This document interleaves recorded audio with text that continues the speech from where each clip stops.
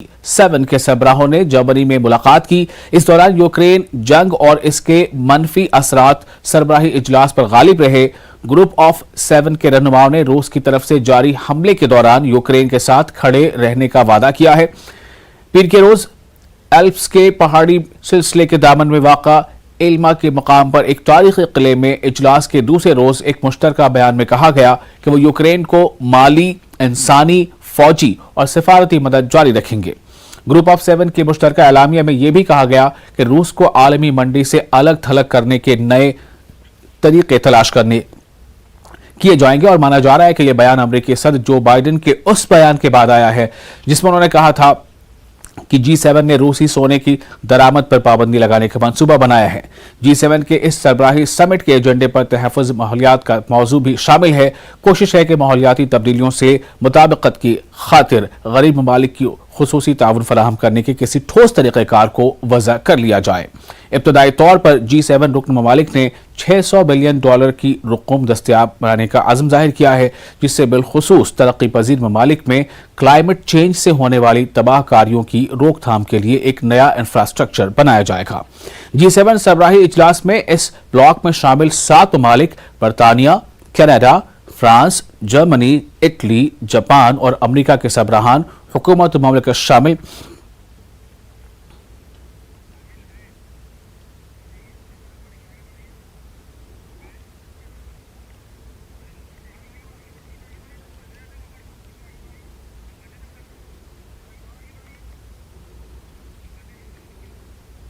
वज़ीर-ए-आज़म नरेंद्र मोदी ने इस मौके पर अमेरिकी सदर जो बाइडेन और फ्रांस के सदर इमैनुअल मैक्रों और कनाडा के वज़ीर-ए-आज़म जस्टिन ट्रूडो से मुलाकात की। वज़ीर-ए-आज़म मोदी G7 सरबराही इजलास के लिए जर्मनी के 2 रोज़ा दौरे पर हैं। जर्मनी में आलमी रहनुमाओं के साथ जारी की गई तस्वीरों में तीनों रहनुमाओं के साथ पीएम मोदी की शानदार केमिस्ट्री नजर आ रही है। इससे कबल पीएम मोदी ने जर्मनी में हिंदुस्तानी कम्युनिटी के लोगों से खिताब किया था। इस दौरान पीएम मोदी ने कहा था कि मैं आप सब में हिंदुस्तान की सकाफत, इत्तेहाद और भाईचारा देख रहा हूं। मैं आपका ये प्यार कभी नहीं भूलूंगा।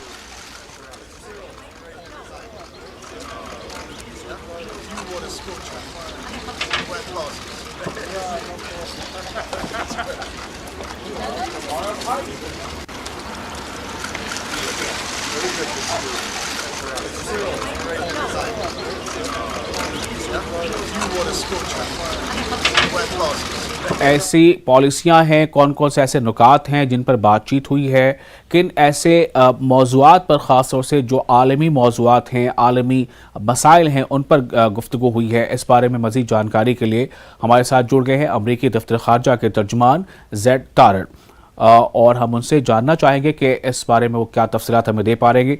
तारड़ साहब, आपका बहुत इस्तकबाल है न्यूज़ 18 उर्दू के ख़ास प्रोग्राम में।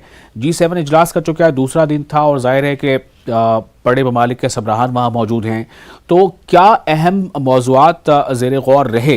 रशिया यूक्रेन जो जंग है उसके अलावा अगर हम बात करें तो कौन और दीगर मामलात पर इनकी नज़र रही हैं? जी अलबत्ता, शुक्रिया बहुत। देखिए, मैं आपको ये बताना चाहूँगा ख़ासतौर पर आपके नाज़रीन को कि असल में अगर हम इसको ज़रा फासला से देखें, ये G7 असल में है क्या, उसका मकसद है क्या, तो मैं ये कहूँगा बहुत साफ अल्फाज में कि असल में आइडिया ये है कि हम समझते हैं कि जब दुनिया भर के सबसे बड़ी कौम एक जगह मिलकर, एक जगह बैठकर प्लान्स बनाते हैं, तो जितने भी बड़े मसले मसाइल हैं पूरी दुनिया में, उनका हल हम ढूंढ सकते हैं। तो कौन कौन से मसले हैं जिनके बारे में हमने आज बातचीत की है? आपने बिल्कुल ठीक कहा है। पहली बात तो ये है कि ये नाजायज जंग जो कि पुतिन ने शुरू किया यूक्रेन के साथ, और ये मुसलसल पुतिन के हाथों से जो हमले हम देख रहे हैं यूक्रेन पर, एक पहली बात तो ये है।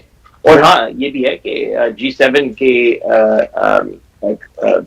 कौम ने ये भी फैसला लिया कि हम बिल्कुल हमायत करेंगे यूक्रेन को, और इस पे कोई शक नहीं होना चाहिए। इसके बावजूद क्या क्या बातें हमने की हैं? पहली बात तो ये है कि क्योंकि हम देख पा रहे हैं इस वक्त कि पुतिन का जंग पूरी दुनिया में तेल और खुराक की कमी का हम एक नतीजा देख रहे हैं। तो जहां तक हम इस मसले का हल ढूंढ सकते हैं वो हम बिल्कुल कोशिश करेंगे। मिसाल के तौर पर एक हमारे इंफ्रास्ट्रक्चर का भी प्रोग्राम है G7 के साथ, जो कि हम लगातार आगे जा रहे हैं ताकि हम तेल की कमी को हम थोड़ा कम कर सकें। और हाँ, कि खुराक को भी हम खासतौर पर गंदम का जो एक्सपोर्ट्स है यूक्रेन से उसको भी हम बाहर निकाल सकें और खुराक की जो महंगाई हम देख रहे हैं उसको हम कम से कम कर सकें।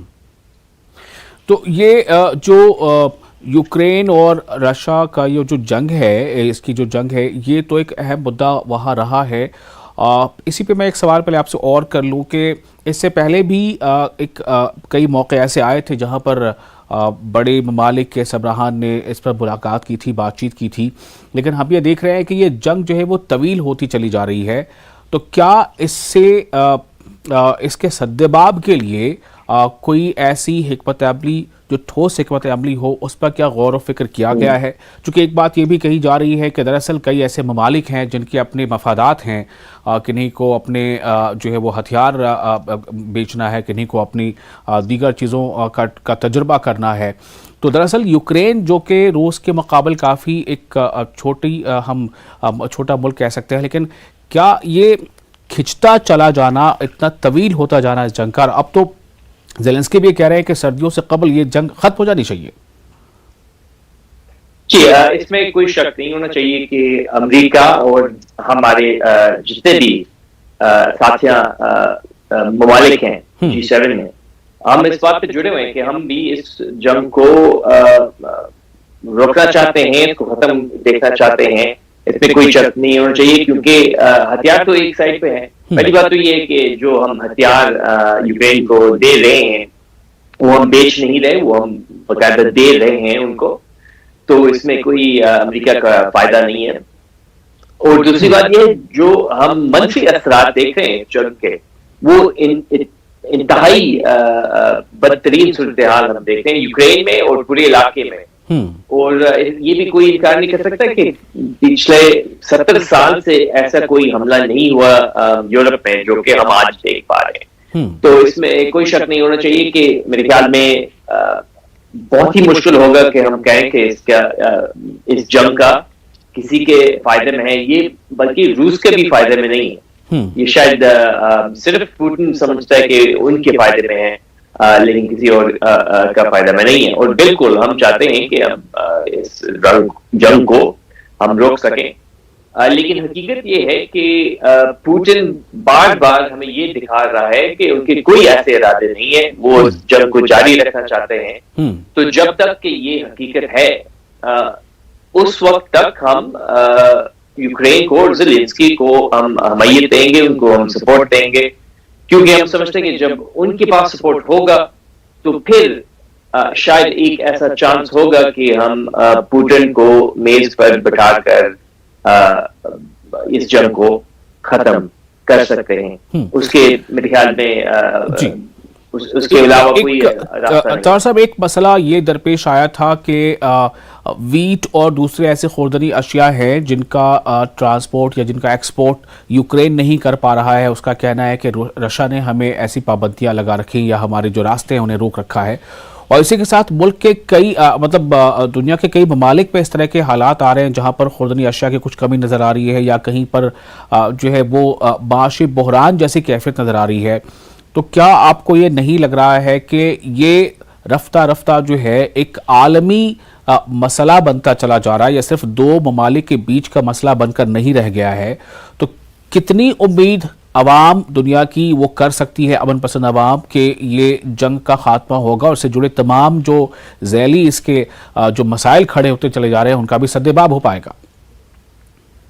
जी साहब, आपने ठीक कहा है कि ये मेरे ख्याल में सिर्फ रूस और यूक्रेन के दरमियान एक जंग नहीं है, इसके असरात हम पूरी दुनिया में देख रहे हैं। बिल्कुल वीट एक्सपोर्ट्स ये एक इंतहाई परेशानी वाली बात है, और आपने भी बिल्कुल ठीक कहा है कि उसमें रूस यूक्रेन के पोर्ट्स को ब्लॉक कर रहे हैं, जो रास्ते हैं वीट एक्सपोर्ट करने का, वो बकायदा वो इस वक्त बंद है, ब्लॉक हैं पुतिन की वजह से। और जी बिल्कुल हम चाहते हैं कि कम से कम इन मसलों का हल हम ढूंढ सके G7 में, यहाँ पे जर्मनी में।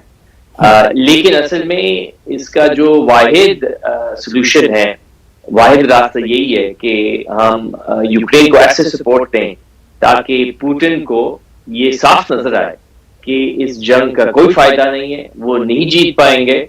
और एक ही रास्ता है, वो ये है कि हमने मेज पर आकर बैठक करनी है, बातचीत करनी है, और उस बातचीत के जरिए हम इस जंग को खत्म कर सकते हैं।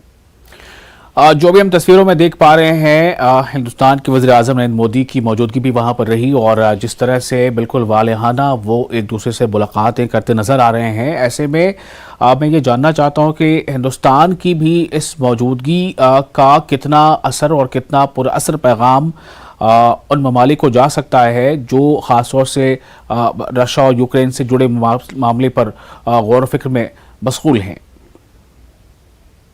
जी बिल्कुल, मेरे ख्याल में ये कोई इनकार नहीं कर सकता कि इंडिया एक बहुत, बल्कि दुनिया भर के सबसे बड़ी डेमोक्रेटिक जमहूरियत कौम है। और जब ये एक हकीकत है तो मेरे ख्याल में इसमें भी ये फिर जाहिर बात है कि G7 में हम इसका हिस्सा देखेंगे। इंडिया का एक बहुत बड़ा किरदार है और होना भी चाहिए। और हम समझते हैं कि अगर हमने पहली बात तो ये क्लाइमेट चेंज, माहौलियाती तब्दीली, उसका अगर हमने हल ढूंढना है तो इंडिया के बगैर कभी नहीं होगा। और हाँ, जैसे खुराक की कमी हम पूरी दुनिया में देख रहे हैं, इंडिया का भी किरदार है इसमें। और हम समझते हैं कि अगर कोई भी दुनिया भर में एक डेमोक्रेटिक कौम है तो वो भी हमारे साथ जुड़े हुए होने चाहिए कि जो हम सूरत-ए-हाल देख रहे हैं यूक्रेन में वो गलत है, वो नहीं होना चाहिए। और जंग के जरिए हम मसलों का हल नहीं ढूंढ सकते, सिर्फ बातचीत के जरिए हम ढूंढ सकते हैं। जी, बहुत शुक्रिया आपका।